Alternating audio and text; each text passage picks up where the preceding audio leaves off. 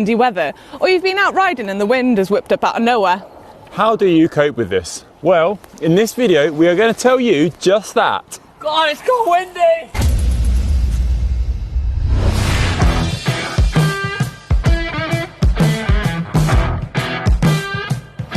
Depending on where the wind is coming from, you may need to reconsider where you're riding on the road.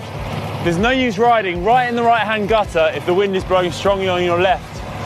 Allow yourself that little bit more extra space and you'll have a bit more margin for error if the wind does blow strongly.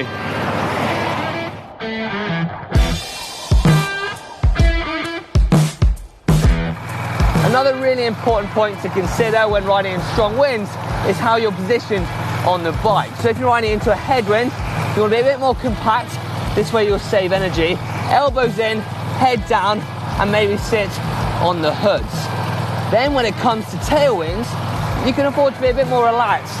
Sit up a bit, use that sail effect, take some strain off your muscles, and use that time to maybe get some recovery in. And a different approach when it's crosswind. You want to keep a strong frame, maybe even consider sitting on the drops, wherever you feel comfortable. Keep it nice and strong, low down, that way you can power through any wind.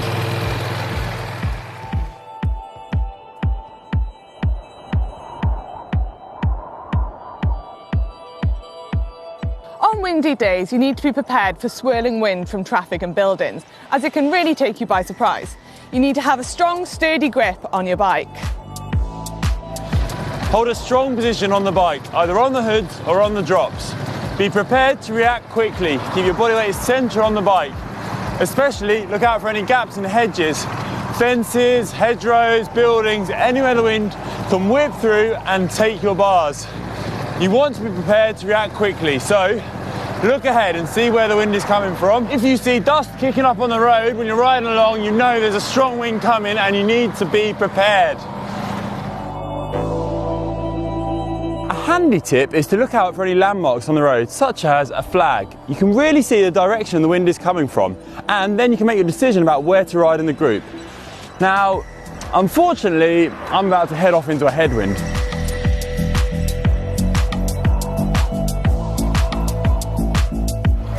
If it's a headwind, now this is a great opportunity to sit on the wheel in front of you. And to be honest, I've got the best windbreak in the entire world. Look at the size of him. And then if it's a crosswind, you want to be diagonal. So with the wind's coming from the right, I'm going to be over here to the left.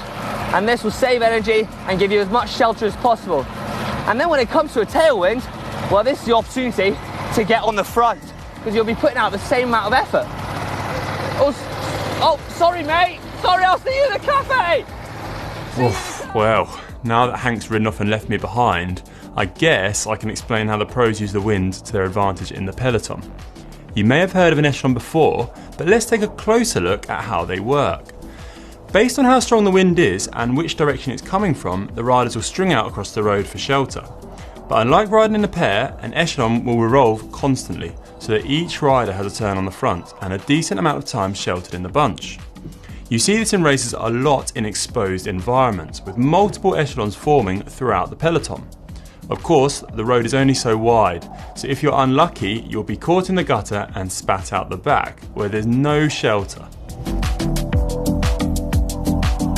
You may have seen a past GCN video where Ollie claims he rides 80mm rims in most weather conditions. Now, we don't think this is the best idea. Instead, I would personally opt for 30 to 40mm low profile rims. There's less surface area for the wind to catch, and as a result, you'll feel more confident in those strong winds.